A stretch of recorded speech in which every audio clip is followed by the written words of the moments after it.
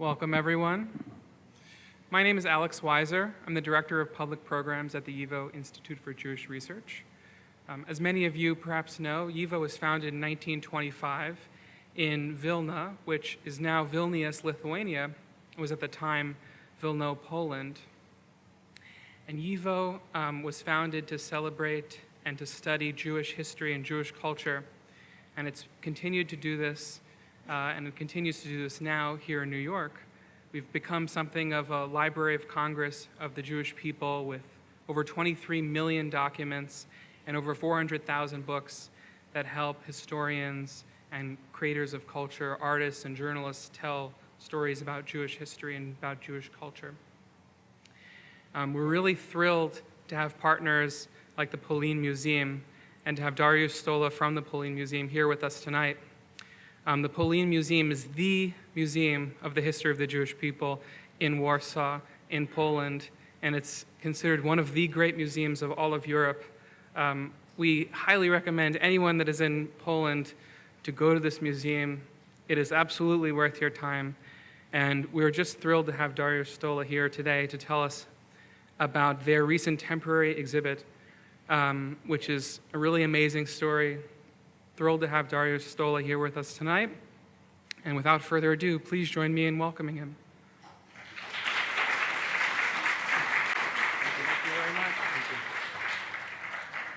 Thank you very much. I'm really grateful for the invitation to speak here at YIVO.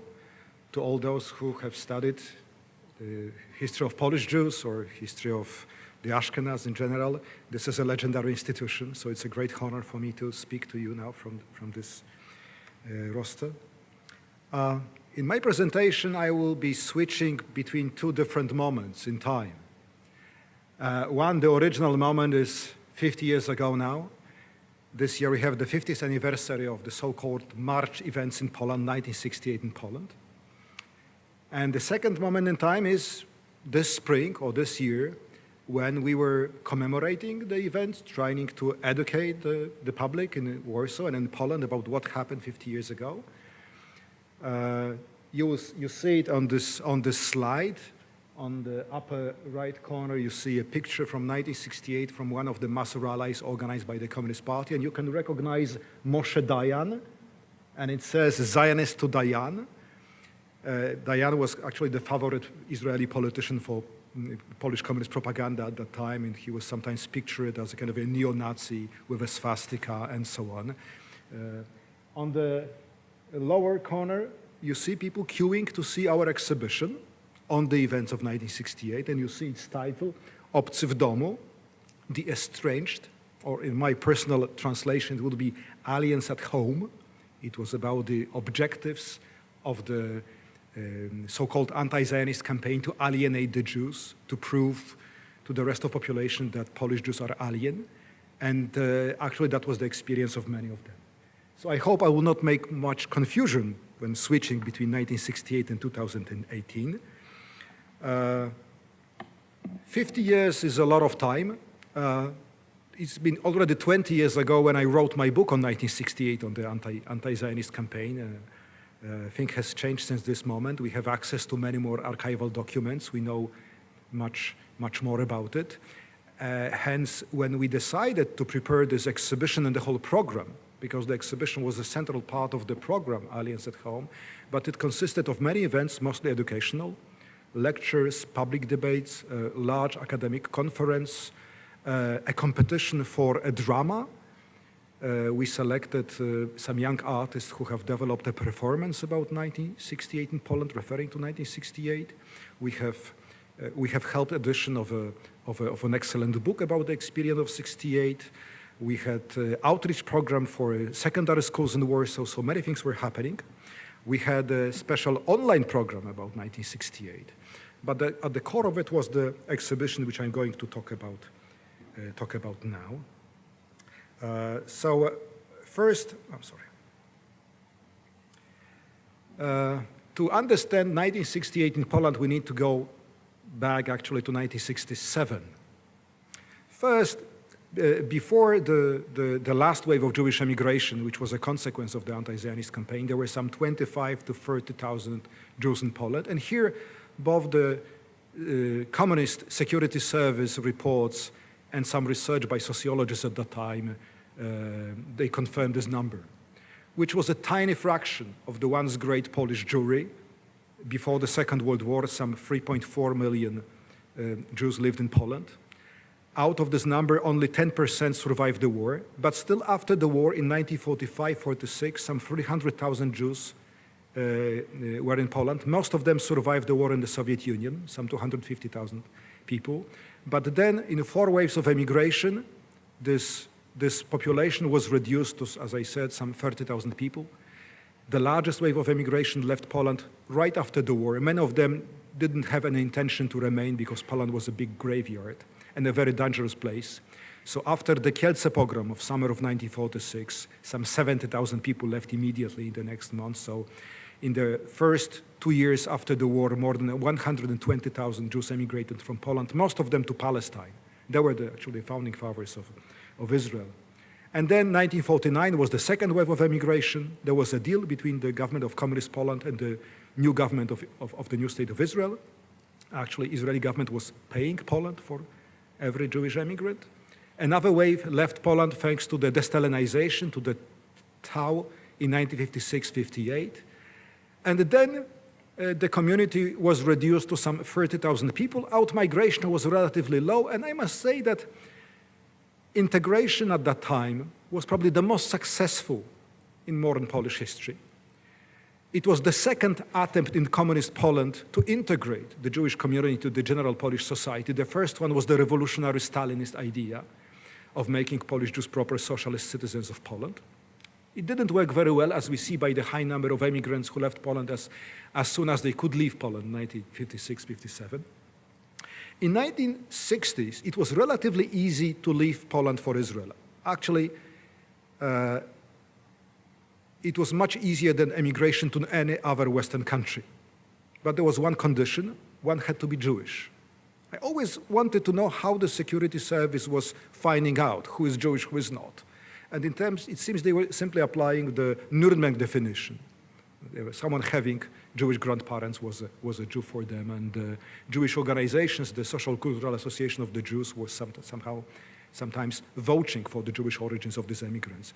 That was, in fact, to restrict immigration, not to allow non-Jews to leave Poland under pretense that they were going to Israel.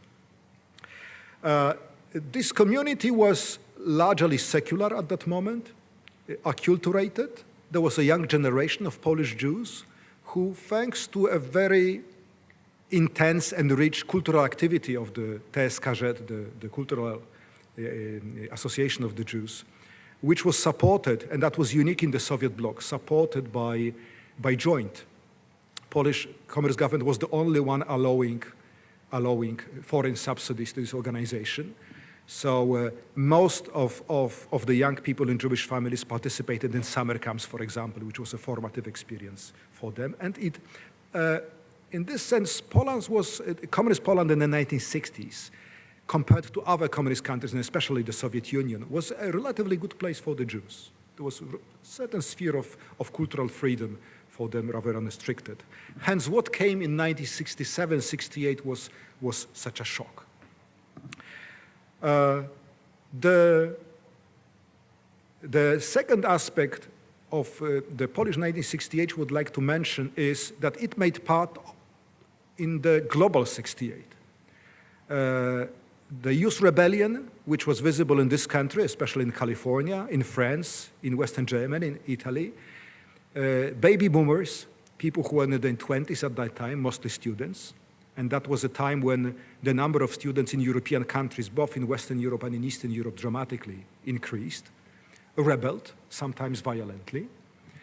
And Poland was not different, although the objectives of this youth rebellion, what they protested against and what they demanded, their demands were different, but I will speak about it later on. The key moment which anticipated the anti-Zionist campaign in 1968 was obviously the reaction to the Six-Day War. And initially, in the first day of war, media in communist Poland did not receive clear policy guidelines. So they were largely sympathetic to Israel. or at least tried to present a balanced picture. But during the war, sometime 3 or 4 days later, after the beginning of hostilities, instructions were started to come from the Central Committee of the Communist Party, and all the media, because all the media were controlled by the Communist Party, started to talk about the Israeli aggression against the peace-loving Arab nations. And that was the official narrative all around the Soviet bloc except for Romania. As you may know, Romania had a relatively independent foreign policy at that time. And then Poland not only followed the Soviet bloc in breaking diplomatic relations with Israel as a consequence of this war, but actually Gomułka was among the most active communist leaders in severing these relations, and he was quite outspoken against Israel. Today we know it thanks to the secret documents of Polish Politburo that when Gomułka returned from Moscow, from the summit of communist leaders, he was very much afraid of what he expected, an upcoming world war. He believed that the victory of Israel encouraged imperialists, read this country, to continue aggression against the Soviet bloc, and he was sincerely afraid that a war may start. So he demanded more party discipline. He strongly criticized the Romanian government at that time, which to some extent may explain his rather historical comments that he made a few days later, in June 1967, speaking at the Trade Union Congress in Warsaw. He usually had a very long and boring speeches. Actually, I said very long, 2 hours of speech. And at the end of the speech, suddenly, after having criticized the Israeli aggression against peace-loving Arab nations and presenting Israel as the American lackey in Near East, suddenly he switched to the domestic policy and said that, unfortunately, some group of Polish Jews proved disloyal to the socialist fatherland, more loyal to Israel, and then he used the ominous sentence that we don't want to have Zionist fifth column in Poland. It was ominous in 2 ways. First, the term Zionism was not used for domestic purposes since the Stalin era. It was used, of course, against Israel in general. There was quite a lot of anti-Israeli propaganda, less than in the Soviet Union or in other countries, but still it was visible. So, for example, we have translation of classic Soviet anti-Israeli propaganda in Poland. But claiming that there are Zionists in Poland, that was for the first time since the worst moments of the Stalin era. And so that was really ominous, and especially with this term, the fifth column, the synonym of treason, that was quite a shock. And then he said that those who don't believe Poland to be the fatherland, that everyone should have one fatherland, they can go.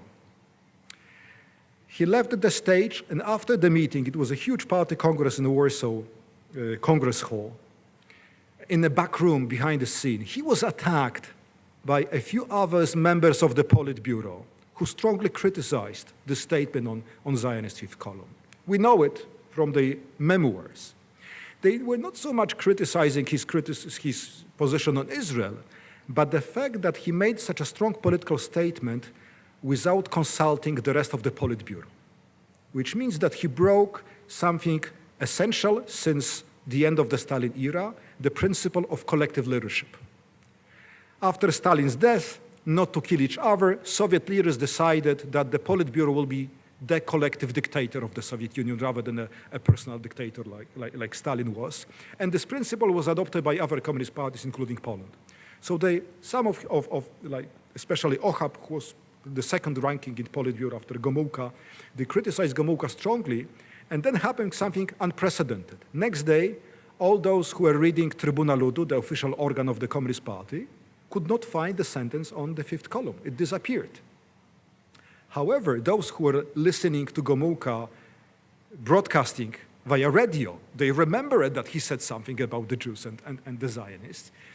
And this discrepancy between the official party publication and what he said was an important message for party apparatchiks that there is a conflict or disunity in the party leadership. And certainly there was. It was not only about position on Israel or the principle of collective leadership. Comrades of Gomułka were increasingly critical of his authoritarian way of running the country. And he indeed was becoming increasingly authoritarian in the 1960s. But formally, no witch hunt, no purge of alleged Zionists started. However, now we know that secretly, in two important institutions there was a purge. One was the Polish army. By the end of 1967, practically all officers of Jewish origin were dismissed. And we can expect that there was a Soviet hand in it. And second, in the media, some prominent editors of Jewish origin, journalists of Jewish origin were dismissed as well. But we also know that an attempt to make a purge inside the Ministry of Foreign Affairs failed due to the opposition in the Politburo. I had the dubious pleasure to talk several years ago with the former chief specialist on Zionism in the Polish Security Service, Colonel Walichnowski. He was a spy in Vienna. Later on, he made a career in the headquarters of the security service in Warsaw as an expert on Zionism. After the Six-Day War, his book on alleged Israeli West German neo-Nazi conspiracy to defeat Poland and socialism was published in several languages all around the Soviet bloc. And he told me about the meetings he had in the fall of 1967 when his colleagues in the security service in various provincial towns were given an order to find out so-called hidden Zionists. Who is a hidden Zionist? Hidden Zionist is anyone who had a Jewish grandmother or grandfather. So they simply applied a Nazi Nuremberg definition of a Jew to find out hidden Jews. And they did a solid work. They were looking, for example, into all letters coming from or to Israel to find out who may have families and friends in Israel. And before the end of the year, they have located quite a number of people, including people who were not aware of their Jewish origin, which we will know later. So now we are in early 1968, and the starting point of the Polish political crisis was a series of student protests against growing interventions of censorship. In particular, in January 1968, the performance of the classic romantic drama of Adam Mickiewicz, Dziady, the Forefathers, were removed from the stage of a theater in Warsaw because of alleged anti-Soviet accents. Well, it certainly had anti-Russian accents. The drama was written in the 19th century. Now we know that that was overzealous apparatchiks in Warsaw, not so much intervention of the Soviet embassy to take it out, but the zealotry of the apparatchiks in Warsaw to remove it. And there is a beautiful anecdote about this removal. The anecdote says that Brezhnev called Gomułka and said, "Comrade Gomułka, there is a poet in Poland. His name is Adam Mickiewicz, and I have heard that he produced an anti-Soviet play."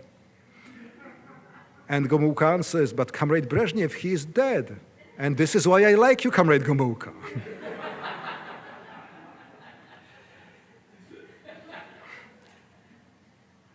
So, in reaction to the protest by students, and some of the students were arrested, and two of them were removed from Warsaw University, and their names may be familiar to some of them. One was Adam Michnik, and the second was Henryk Schleifer. A group of their friends organized a mass rally at the Warsaw University, and you can see it here in this corner, in front of the main library of the Warsaw University on March 8th morning. A few thousand students gathered in defense of their colleagues and in defense of the freedom of speech and publishing against censorship in Poland. So initially it was a peaceful demonstration, but quite quickly a large group of people in civilian clothes appeared, so-called active, the activists of the Communist Party, and later on also riot police, very brutally dispersed this crowd. Clearly, it was a tour de force. The police wanted to show that they can be brutal. They wanted to terrorize the students. However, they were quite counterproductive because the riots spread from the campus into the streets of Warsaw, and then other students in Warsaw and in other towns all around Poland joined them. In total, in almost 100 localities, which means not only cities with universities, but also smaller towns. There were mass rallies, student strikes, protests, riots, leaflets were distributed. So it was quite widespread all around the country, and not only students participated. Now when we have access to police records, we know that most of the young people arrested were not students, but young workers. So it was more than a student, it was a youth rebellion. And here you can see this is the gate to Warsaw University, claiming that Krakow, Łódź, and Wrocław are also on strike, and claiming that also that workers support them.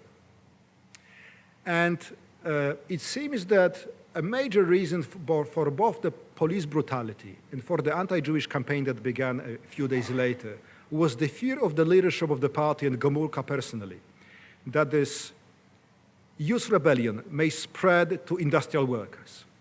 The leaders knew that the mood among the workers wasn't good. Already in the fall of 1967, there were some strikes against growing food prices. So to prevent the spread of the youth rebellion to larger masses, industrial workers in particular, someone invented a very smart idea, which was published on March 11th in 2 newspapers. One of them was Tribuna Luda, the official organ of the Communist Party, and the second one requires certain introduction. Its title was Słowo Powszechne. It was the newspaper of progressive Catholics. But it was a very special kind of progressive Catholic because the leader was a former fascist. Bolesław Piasecki was the leader of the most radical group of Polish fascists before the war. During the war, he was very active, quite heroically, in the anti-German underground. And right after the war, he was arrested by Soviet NKVD.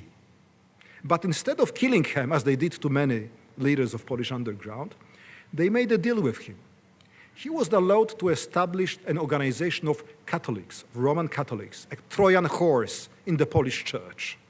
So Primate of Poland, Wyszyński, who was arrested soon afterwards, he immediately understood what is the role of this organization and prohibited clergy to join it, although some clergy did join. And Bolesław Piasecki throughout the 1950s and the 1960s remained, it was a small marginal group, but officially recognized as the voice of Polish Catholics. So on March 11, this newspaper published an article which disclosed a horrible secret, that the riots in Warsaw were a result of a Zionist conspiracy, and not just Zionist. It was a conspiracy of Jewish Stalinists, Zionists, and German neo-Nazis. A horrible combination of the enemies of People's Poland.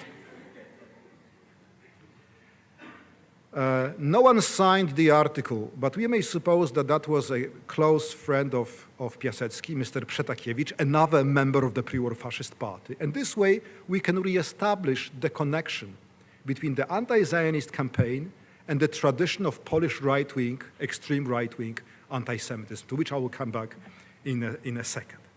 However, up to mid-late March, the riots and protests, youth protests, were spreading around the country. And the police responded quite brutally. Here you can see both the militia, that was the official name of police, and these civilians, the party active, with clubs. And they were quite brutal. You see, sometimes students responded violently, like here, throwing stone at the police, but usually these were peaceful manifestations, brutally dispersed. Here you have Comrade Gomulka, speaking at another speech 2 weeks later in the same Congress Hall in Warsaw. He had another speech. He explained the origins of the crisis, and he came to the topic of alleged Zionists only at the end of a long speech, which was interesting. That means he tried, in a way, to restrict a little bit the heat and the intensity of the anti-Jewish propaganda that already had erupted before this moment. But he said that, yes, there are Zionists in Poland, and those of them who believe Israel to be their homeland, they are free to go. And there is another beautiful joke from that time. Antoni Słonimski, a great writer, with a very witty sense of humor, said, yes, I understand that everyone should have one homeland, but why my homeland is Egypt? Why Polish government represent the interest of Egypt in the Cold War. And here you can see this is one of the original posters from these mass demonstrations in 1968. And the party machinery really did its best to mobilize population against this Zionist conspiracy that was manipulating naive Polish students. Here you have a selection of photographs. All around the country, all party committees were organizing meetings, gatherings, rallies. The largest of them was in Katowice, was more than 100,000 people present. And you can read the slogans. Here you have my favorite with Diane, Zionist to Israel, long life comrade Gomułka, writers to the pen, students to learning. Please note this one. I will come back to the second. We demand the purge of the party from the Zionist filth. We will come back to this in a second. That was a typical Stalinist hate campaign which the apparatchiks of Polish party had done in the past dozens. In the Stalin era, practically the Stalin era in Poland was a constant hate campaign against some enemies, usually American imperialists, kulaks, anti-communist opposition. In the 1960s, after the Stalinization, that was much less frequent, although 2 years before the anti-Zionist campaign, Poland was the scene of a hateful campaign against Catholic bishops for their letters to the bishops of Germany demanding some reconciliation between German and Polish Christians. So I stress it because the party machinery were working the usual way. The orders were coming from the central committee to the district committees, or regional committees, district committees, city committees, down to the individual factories. Also, army officers were mobilized. Several thousand army officers gave lectures or speeches at several dozen thousands meetings. Altogether, millions of people participated. So that was really massive. Practically all the newspapers, except for a few, and one of the striking exceptions was Polityka Weekly, which officially was an organ of the party, but quite heroically resisted the pressure to publish anti-Semitic texts. And of course, it was formally against Zionists, but it was very clear that Zionists are Jews. In fact, not only Jews, because anyone could be accused of Zionism, and one then had to prove his or her innocence. It was a very peculiar mechanism. I have found a letter of an old communist writing to Gomułka. They happened to be in prison before the war, so they were really comrades. And he explained how he was accused of being a Zionist, and then he had to go to his native town to get baptism certificate. And what a humiliation it was for him, an old communist and atheist, to produce his baptism certificate as an evidence that he was not a Zionism. So another joke was that a boy is coming back from school and asking father, Dad, how do you spell Zionist? With a Z or a C? And Dad says, well, I don't know, but before the war, we were spelling it with a J.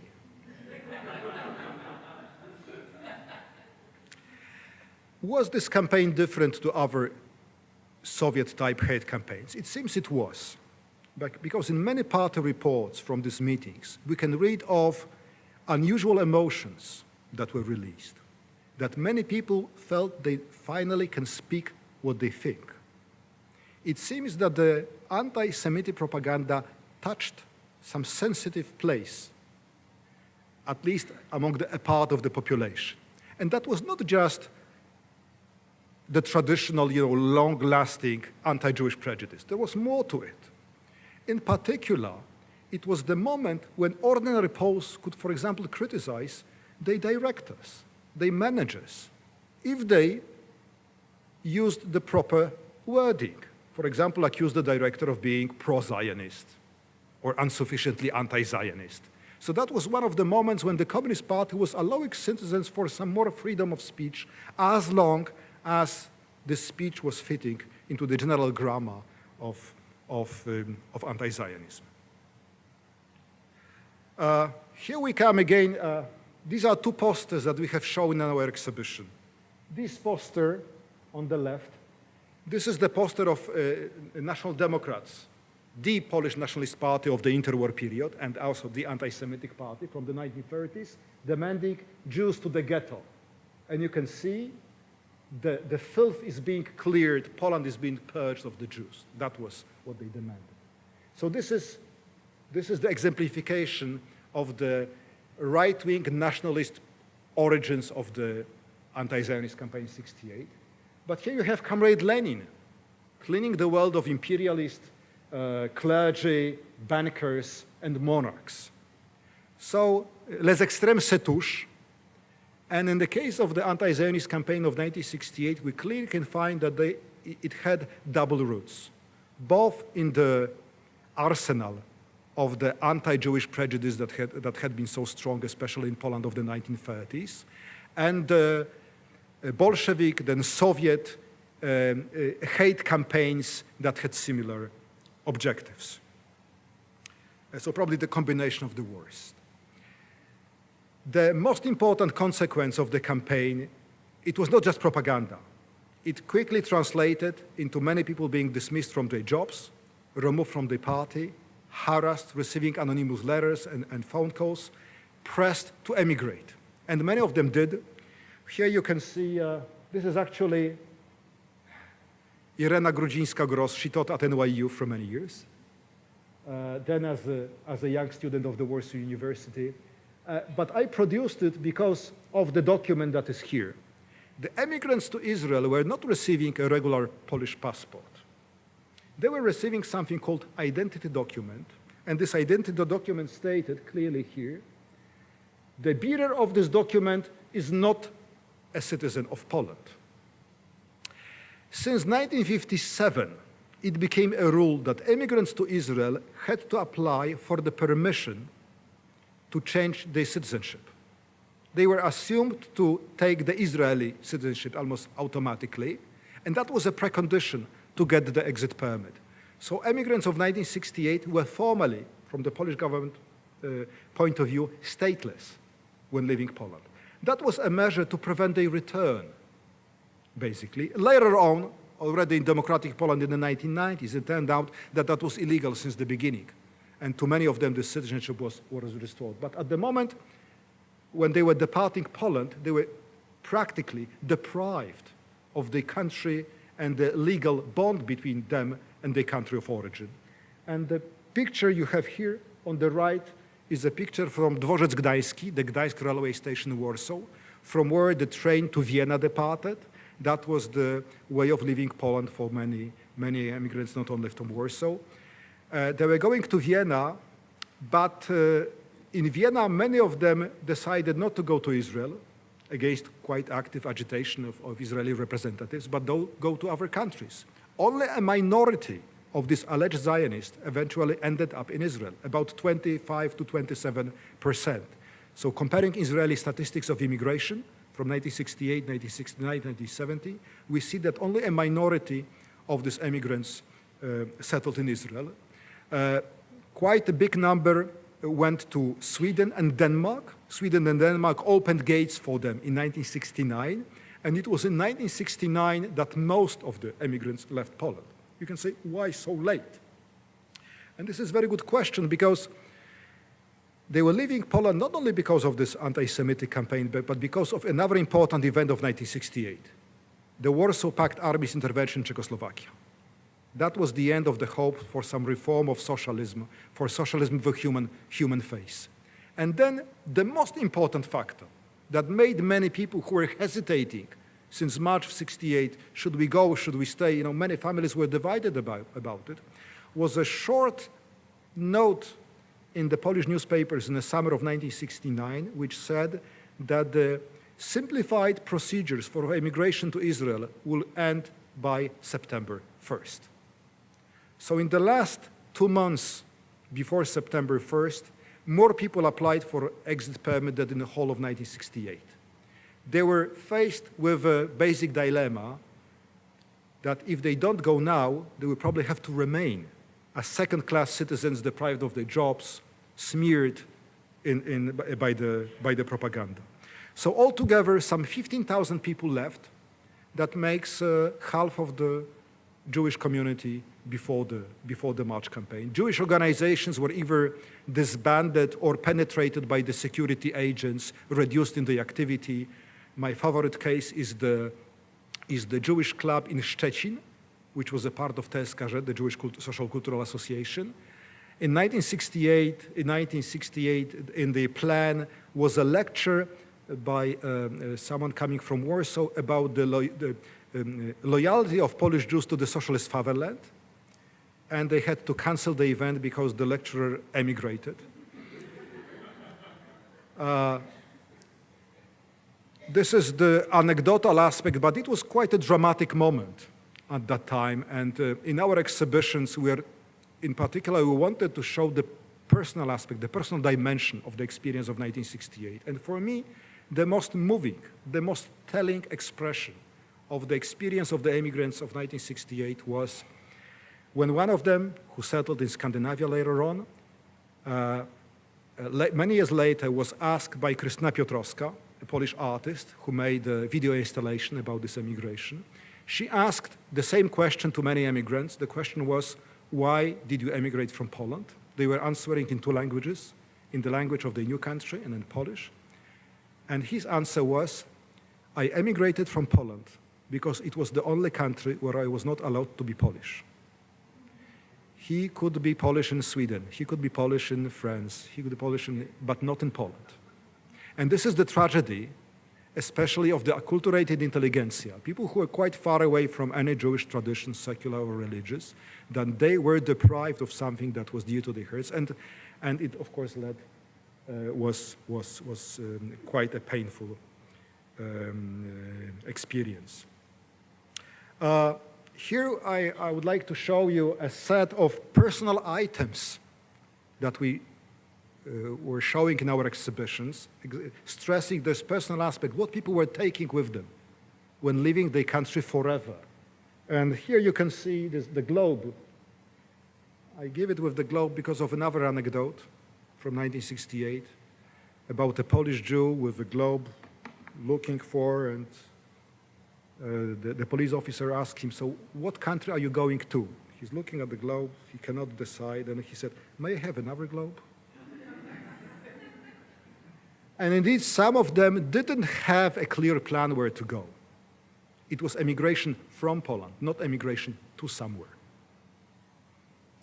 And rather dramatic. They were allowed to take a limited amount of possession, very limited, and then custom officers were quite nasty and systematically nasty, taking things like books, photographs, documents from these people at the railway station. Now let me jump in time to 2018. You can see people in our exhibition. Actually, that was the most popular part of our exhibition. Here, we were presenting a personal narrative of both immigrants and those Polish Jews who remained in Poland, who decided to stay, how they remember what they thought at that time, what they experienced. We were asking many visitors in our exhibition what was most moving, what was most telling for you. And almost everyone was speaking about it, personal stories. And there were quite a lot of people. It was really crowded. This last section of the exhibition was the most controversial, speaking about contemporary echoes of 1968. It was a very good historical exhibition, showing the origins, the Six-Day War, Youth Rebellion, the propaganda campaign, immigration. But at the end of it, we added a wall with, here you can see them, contemporary quotations, mostly from social media, strikingly similar to the language of anti-Zionist propaganda in 1968. Strikingly similar. With my friend Piotr Rosenka, another historian working on 68, we were playing a game. He was quoting a sentence, and I had to guess, was it from 68 or from 2018? Now, it's a proof that some of Polish anti-Semites are very lazy. They don't invent new things, that they just repeat the old ones. But that was quite dramatic. It turned out that while in 1968 it was a top-down communist dictatorship propaganda based on the worst Soviet models and using the arsenal of the historic anti-Semitism of the Polish nationalism. But in 2018, the key medium of this anti-Jewish hate speech was the most democratic medium in history, the internet. So we've posted several quotations from Twitter, from Facebook, from some websites, anonymously. It was not our intention to point our finger on the people. We wanted to show that there is a problem, that the language of '68 is not dead. It somehow comes back via internet. And one of the people quoted, a celebrity, a lady, we quoted her tweet anonymously, actually suing me for this. I'm personally interested in independence of Polish judiciary for this reason. We will see. However, this controversy, and it became a well-known controversy, especially right-wing media were attacking us for things we didn't do. They were claiming that we claim that there is no difference between Poland today and Poland 1968, which is nonsense. We made it very clear that the nature of the communist regime in 1968 is crucial to understand the dynamics and the content of it. However, we wanted to show at some relics or recurrence of what we saw in 1968. But the criticism, sometimes very harsh, proved to be counterproductive because we have sold almost 117,000 tickets to this exhibition. Our previous temporary exhibitions had 25, 30, 40,000 was a big success for a temporary exhibition. This time, we had almost 120,000 people who came, and sometimes it was really crowded. Let me show you. This is the main lobby of our museum. This is the last weekend before we closed the exhibition. There were 3,000 people queuing to see it and demanding strongly that they extend the exhibition to show and so on. So that was quite remarkable. And it showed that for many people, there is something relevant in this past, that they realize that this exhibition is not only about the past, that it's about the problems that can come again and again. And there were similar reactions to other parts of our program, especially to the online spot. We've made 2 short films, which you can still find online. 2 short films, when one was Polish Jews who live in Poland to this day were reading contemporary anti-Semitic hate speech. That means people who had experienced '68 and now are in their 60s or 70s were reading this hate speech without any comment. And the second was a group of young actors in the scenario of Warsaw on a black and white film. Again, were reading these mean tweets mostly from Twitter or Facebook or other social media.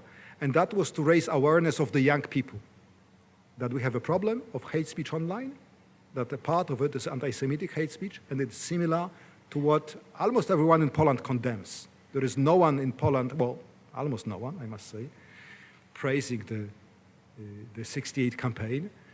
Both the left and the right see it as one of the worst things that happened in Polish post-war history.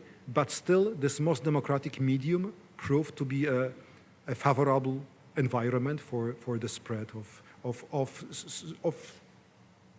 expressions really similar to what we have seen in '68. Thank you very much for your attention. If you have any questions, I will be more than happy to answer them.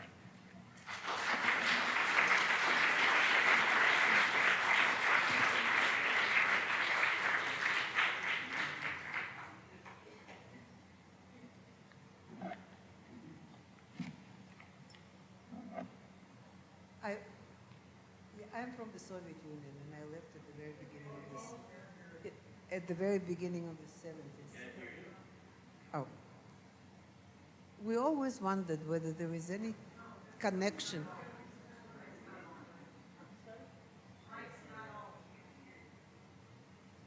Testing, testing. Speak close to the microphone, yes. Can you hear me? Yes, I can hear you. You are Whether from the there is- Soviet Union and... Yeah, whether there is any direct connection between the departure of Jews from Poland and the permission to immigrate for the Jews in the Soviet Union, because it started at the same time. The first Jews left the Soviet Union somewhere around '68. Well, I learned recently from a colleague, the question is, was there any relation between the relative liberalization of the Soviet policy towards Jewish refuseniks to let them go, which was in the early 1970s, and this Polish experience of '68. And I have learned from a colleague that indeed there could have been a connection. That means some of the Soviet Jews were watching closely what was happening to Poland. And they thought, okay, if that was possible in Poland, with some persecution, but nevertheless there was an opening for Jewish immigration, maybe we can repeat it also here. So we don't have strong evidence from the Soviet archives, but there is some evidence about at least watching what was going on in Poland and taking conclusion out of it. But I must stress that even this relative opening in the Soviet Union in the late 1970s was not comparable to the practically full opening of Poland in 1968-69. To my knowledge, only a handful of people were refused exit permits in Poland, and these were mostly mixed families. So practically anyone who had any Jewish origin and declared that he or she was going to Israel was allowed to go.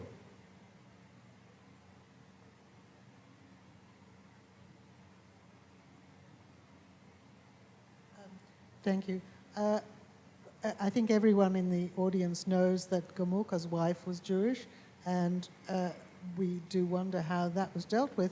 But I do remember the '67 war, and I do remember the Polish reaction in the first days, which was, our Jews are defeating their Arabs. And how was that transition made from that sentiment to essentially the flip of that? Mm-hmm. Well, thank you very much. You also reminded me that I didn't dwell enough about the intra-party struggle that was behind the scenes. I have mentioned the Youth Rebellion, I have mentioned the Anti-Zionist campaign, but there was another component which is crucial to understand this dynamics. And that was the conflict inside the Politburo, which we have seen already in 1967, and which Gomulka played very skillfully, marginalizing his critics in the Politburo. Practically all of them resigned or were marginalized to some minor positions by the end of April 1968. Although Gomulka, so initially Gomulka clearly was happy to see the anti-Zionist campaign, and he used it against his opponents in the Politburo, especially Ochab. Edward Ochab, an old communist, very principled person, and principled anti-Semite. He resigned. He had some key position in the Polish government and in the party. We have now a copy of his letter, which he sent the Politburo, a letter in which he protested against what he called a repetition of the pre-war fascist propaganda now by the party. So there were some communists who principally rejected it, but they lost it. However, I didn't mention, and excuse me for this, I didn't mention a very important name in the story, and this is General Mieczysław Moczar, the Minister of Interior, head of Secret Service, of Civilian Intelligence and Domestic Security Service, who certainly played the crucial role in making Gomulka and other leaders of the party, if not believe in this Zionist conspiracy, at least to use it. Because the origins of the idea that there is a Zionist conspiracy behind the Youth Rebellion come from the security service. And the security service, especially in its daily reports for the party leadership, and we have a full set of these documents, they were systematically pointing that some of the student leaders were of Jewish origin, especially students coming from communist families. That means names known to Gomulka. And in particular, they played with the name of Zambrowski. Zambrowski was one of the key Jewish communists in Stalinist Poland, very skillful organizer, a kind of a macher. And Gomulka was afraid of him, and also remembered that Zambrowski was involved in his arrest back in the late 1940s, early 1950s. Gomulka was marginalized and then arrested. He spent 2 years in communist prison. This is why he was so popular after 1956. So the security service, security officers very clearly and deliberately were using the name of his son, who was not at all a student leader, but he had a good name, to make Gomulka being afraid of some secret plot of his former comrades. So Gomulka used the campaign in March and April, but in May he realized that it's getting out of control. And there is a very interesting moment which I found in the archives when the Polish ambassador in London in the most democratic way, removed from the party by a meeting of his local party cell. Extremely democratic, such things don't happen, because the ambassadors were appointed by the Politburo. So local party activists could not do it. And now we know that the key role in this conspiracy was played by the intelligence officers. That means the subordinates of General Mieczysław Moczar.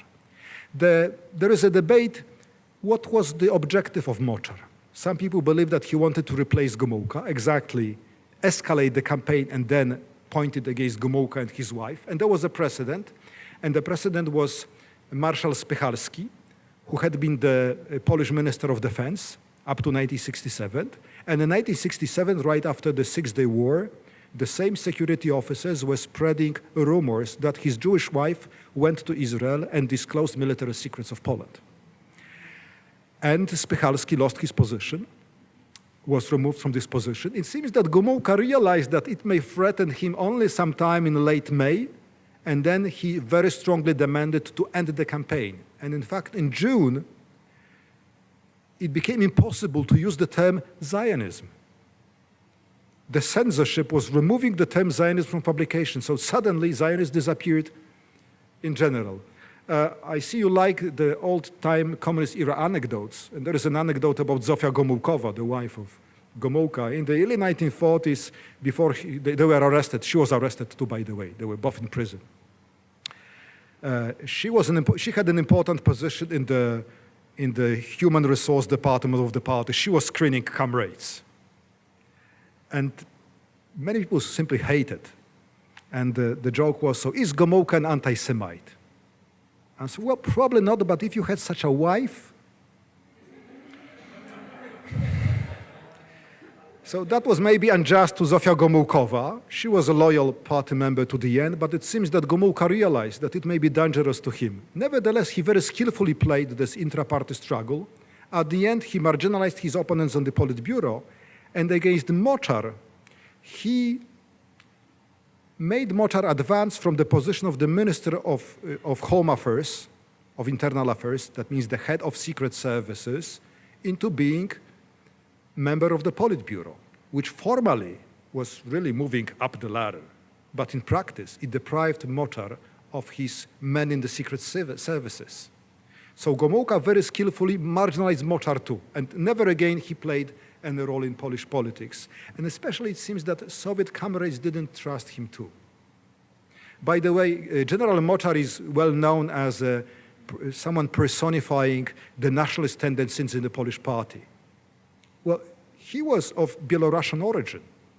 His family was Orthodox Christian, and he himself changed his name as a young communist leader. Later on, he was an agent of NKVD during the Second World War. He was trained by the Soviets. So you have these complex biographies. And as a model for nationalists, he's probably not the best person, because I think it was 1947 or 1948, he said that, there is a beautiful quotation, "Our homeland is the Soviet Union. Today, our borders are in the middle of Germany, but tomorrow maybe in Portugal." So he declared himself as a loyal communist for whom Moscow is the true capital of all the proletarians of the world. Yes, please. I noticed when I looked at the exhibit that there was attention also paid to the Smola family, as in Hirsch Smola. Yes. And I would be interested in hearing what you have to say about that. It intrigued me at the time that the son was identified, but not with the father's name, though elsewhere in the museum one could find information about the father, but clearly that was something that was well understood in 68. 69 was utmost tragedy of Hirsch Smolar. Hirsch Smolar was one of the leading Jewish communists in Poland. His children were arrested. They were students at that time. They were arrested in 1968, kept in prison. And I don't remember the date. It probably was in early 1969 when eventually he gave up. He wrote a letter to Gomułka and said that if you release my children, I will give up and emigrate. And he began this letter with writing that back in 1918, he was in Petrograd, in St. Petersburg, in Russia, where he met Comrade Lenin. And that was the first time that he approached the leader of the Bolshevik party. And today, an old communist, an old man, he's approaching against the leader of the Communist Party, asking that his children be released from prison, and he's going to give up. So the tragedy of a man who believed in the revolution, he believed in communist ideas, and he lost practically everything that he could. He was broken down at that moment. Yes.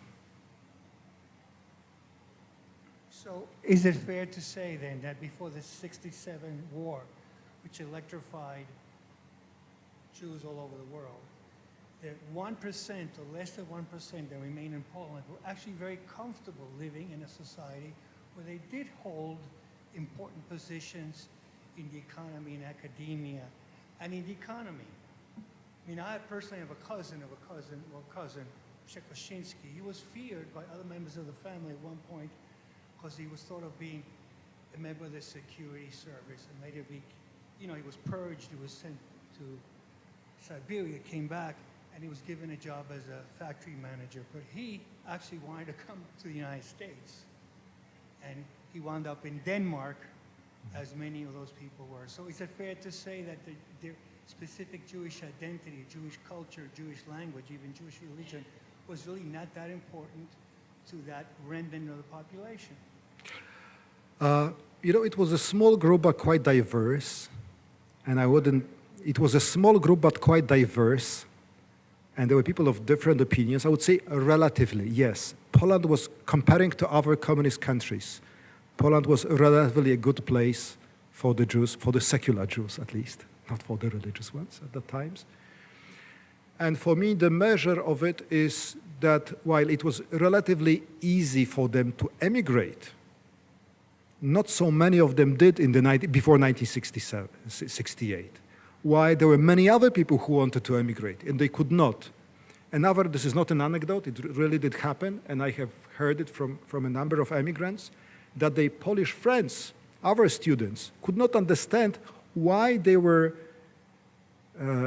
was so painful for them to leave the country, because they were dreaming about going to the West, and they couldn't. So something which was a punishment for one group was a dream for another group. It's true that many of the people who emigrated were very well educated. Actually, this wave of emigration is the best educated group of Polish immigrants ever.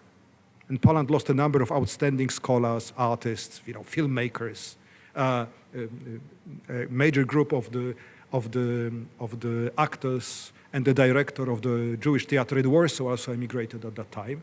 But there were also people who were accountants in cooperatives, manual workers, and they were equally persecuted at that time. So there was even a kind of a cultural distance between those Polish Jews coming from Lower Silesia and those in Warsaw or in Łódź who had important positions. There was a debate in Poland to what extent this period before '68 was good for Polish Jews. I think that an evidence that it was relatively good was the shock experience when the campaign started. They didn't expect it. It was something really unexpected. Moreover, the campaign, it was a campaign of symbolic violence. There was a lot of physical violence against the students in the streets, but there was no violence against the Jews. But there were widespread fears that riots that there may be a pogrom in Warsaw, or that they will be deported to Siberia. But we must remember that that was only 24 years after the war, 23 years after the war. And many people of the older generation remembered horrible things, so it was relatively easy to incite this fear. And many of them also knew the Soviet Union. Most of Polish Holocaust survivors survived the war in the Soviet Union. They knew it quite well. So there was the fear of the anti-Jewish mob, or the fear of potential deportations or some, being deported to Gulag camps. We know today that, that nobody had such plans in Poland to do it, but people were very much afraid of it.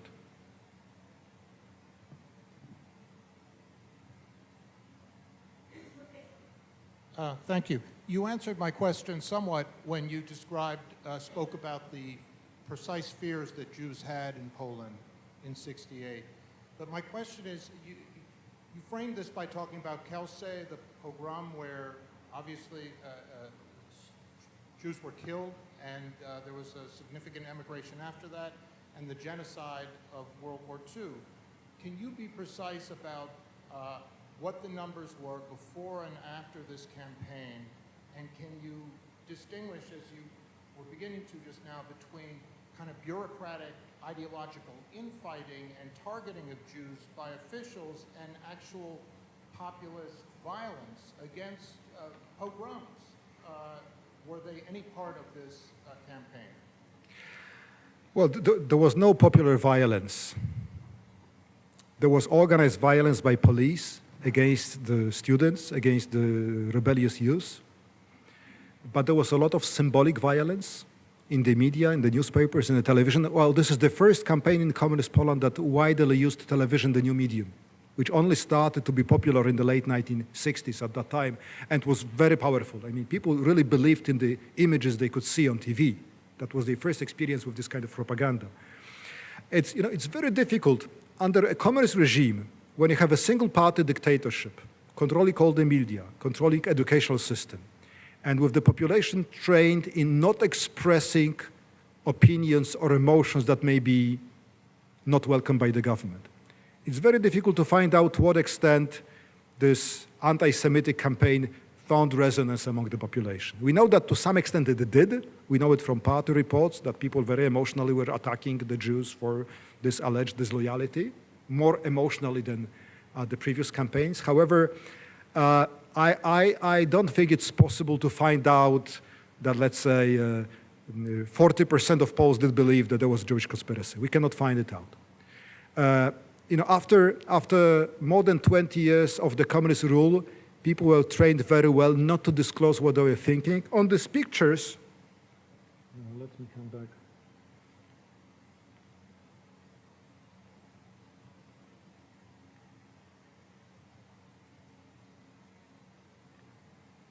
On these pictures, you don't see much enthusiasm, not much hatred. These are people who are tired. Usually, the model was that when the shift was ending in a factory, the managers were gathering all the workers, distributing these signs, and they had to stand and listen to someone speaking about the Zionist conspiracy. And they knew they could not refuse.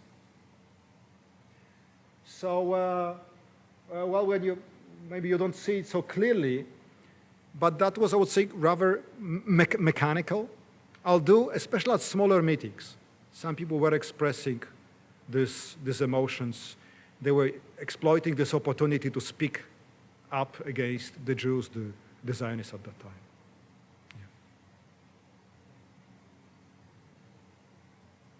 Yeah. Hi. I was a child in Poland in '68, and my family was among the families that left. And I guess, so I was completely unaware. I didn't even know that I was Jewish until after we left. Is this mic on? Can people hear? Okay. Yes. My mother had various stories about how people had responded. And there were people, she had coworkers who completely bought the party line, but then there were many people who were very sympathetic. And my father had a work colleague who gave him the keys to his apartment and said, if they organize a pogrom, come to my apartment. So I guess nobody knew, and people's reactions were very different. But I have a question. When this exhibit went up, it coincided with this burst of anti-Semitism in Poland and the whole issue of Nazi concentration camps versus, that concentration camps in Poland should not be called Polish concentration camps. And I guess I wonder, was this a coincidental confluence, or do you feel like this exhibit generated an anti-Semitic backlash? I think it was coincidental because this wave of anti-Jewish hate speech that we have seen online, and there is even a nice study by our colleagues from the Center for Research on Ethnic Prejudice at the Warsaw University, how many anti-Jewish tweets or posts you have in the specific days, especially in January, February, March this year. So we have, one of the good aspects of internet is you can research it easily. It's there. So it erupted, the wave began in reaction to the statement by Israeli ambassador, who very strongly criticized this legislation penalizing statements on alleged complicity of the Polish nation or the Polish state in Nazi crimes. And again, I found something similar in the dynamics of this wave to 1968. In 1968, soon after the campaign started, Western media in Israel, United States, Western Europe started to criticize Polish government for this almost openly anti-Jewish campaign. And a part of this anti-criticism was, I would say, excessive. Like all the Poles are anti-Semites, they have always been anti-Semites and they will remain anti-Semites. And the party media in Poland loved to quote such statements as the evidence of Jews slandering Polish nation as a whole. And this year, the wave that I have mentioned was a reaction to the Israeli reaction. There was a strong reaction by the ambassador, then by Prime Minister Netanyahu, and also some deputies of the opposition. And probably the best-known Israeli politician now is Mr. Lapid Yair, who said something not very wise, I must say, about Poles and Poland. And the media of the right loved it, because that was the evidence that Jews hate Poland and slander it. So you have this dynamics, feeding each other. There was also a very nasty short film produced by one of the Jewish foundations here in this country on Polish Holocaust, alleged Polish Holocaust. And, this is a very sensitive point in Poland, because I understand that in English, Polish camp means a camp in Poland, right? But when you translate it into Polish, it means that was a camp established or run by the Poles, which is nonsense, nonsense. And especially as practically each Polish non-Jewish family was affected by German terror. You have some 3 million non-Jewish citizens of Poland who were dead, and another 2.5 million deported to slave labor, and so on and so on. So some politicians were capitalizing on it, on this sensitivity. There are some people abroad who not only are ignorant of our history, but accuse us of things that we didn't do. And then, coincidentally, we're about to open our exhibition, and I criticized this legislation, this Holocaust complicity legislation, very strongly. I thought that maybe someone will listen to what I said. We have read quite a number of harsh words about our anti-Polish activity. Most of it completely unfounded, but more importantly for me, counterproductive. That those who try to harm the exhibition and our museum actually contributed to its success. We also have seen the opposite tendency. That means people who realized that we have a problem with this anti-Jewish hate speech. I'll give you 2 examples. On April 19 every year, to commemorate the Warsaw Ghetto Uprising, we organized daffodil campaign. Our volunteers distribute yellow paper daffodils that unfold into the yellow Star of David as a sign of memory of the Warsaw Ghetto Uprising. This year, we had twice as many volunteers to distribute it. 2,000 people volunteered. And many of them were not students as usual, but people in their 30s and 40s who came to say, I want to make a statement. So we have distributed 150,000 of these yellow daffodils on a single day with the volunteers. And many of these volunteers were saying, I want to do something because I see something wrong is going on. So there was a kind of polarization. But at the same time, we received quite a number of nasty posts or messages online about what we do. Yes, please. So I'm curious, in addition to analyzing internet posts and comments, usually when people visit a museum like this, there's a book that they're invited to sign, right?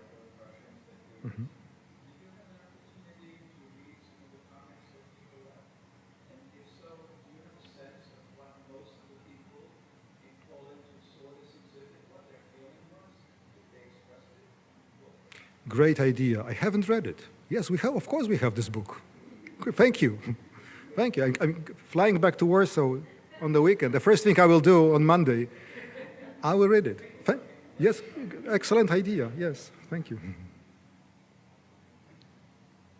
I'm American and Jewish, and I was living in Warsaw for from '67 to '69, working for the Cooperative for American Relief. Had a TB detection program and elementary school feeding program. I was approached by the Jewish community to ask if I could help. Because I had diplomatic immunity, could I transport information, degrees, certificates, because the Jews were so disenfranchised, they were not allowed to leave with anything that said they had a Polish education or Polish in any way. The humiliation was no different than 1938 Germany, absolutely devastating. There were nights I cried myself to sleep. I managed to get stuff to Vienna, but one day, meeting somebody at the synagogue, I was arrested under a Maui Coda. I never found out exactly what the charges were, but ultimately declared persona non grata, which I didn't mind at all. But what struck me was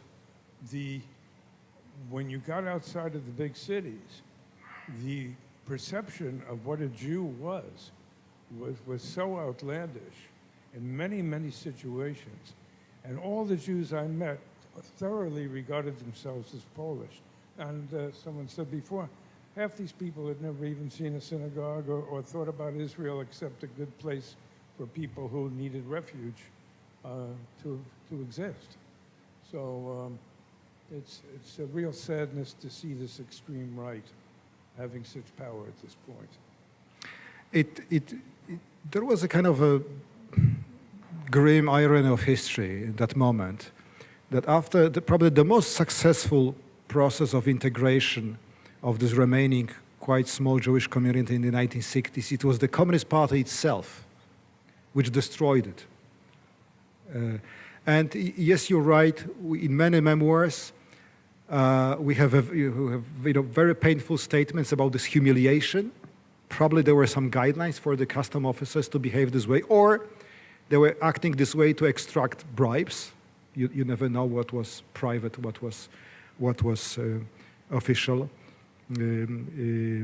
at that time. But speaking about your experience, have you seen your file in the security archives in Poland? No. Please do. It may be very interesting.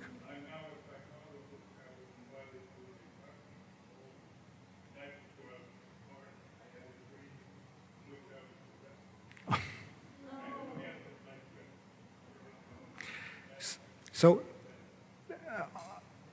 I think it may be really interesting. It's very likely that you had a file. I'm not sure it still exists, because some files were destroyed in 1989 when the communist regime was collapsing.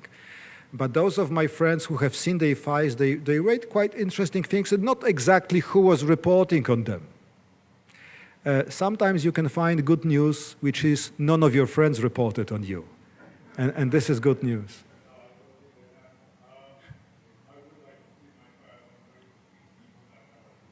It's very easy. You can apply to the Institute of National Remembrance. There is a form online. Of course, you must come to Warsaw, physically to see it. But otherwise, it's relatively. Poland has the most liberal access to the communist era archives.